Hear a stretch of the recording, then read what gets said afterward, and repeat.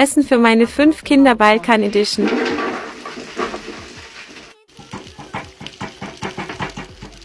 Danas ja spremam za naše 5 deca. Ovdje stavim malo öl. Izvinite, se kaže zetin kod vas. Ovjeće bačići su najlepše. Od Maglić. Bila sam u Kaufland.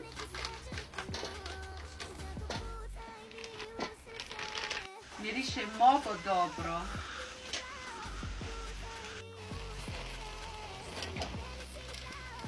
Ima 2 sorte, plava i crvena. Leba ću da stavim u špore. Ja spremam jednu salatu sa jogurt, krastavec. Evo krastavec. Kod nas u Nemačku se kaže gurke. Jogurt unutra. Pommes. Kako dobro miriše.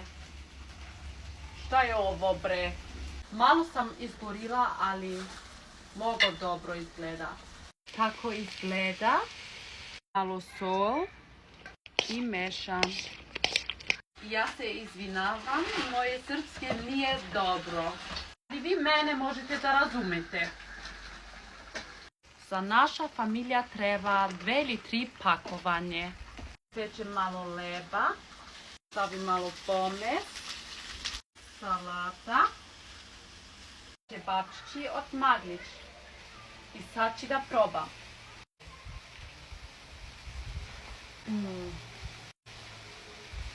Mnogo dobro. Boah, kann ich echt jedem weiterempfehlen, wirklich. Isabella, Alicia, Maribella, Valentina und Adam, dođite da jedite.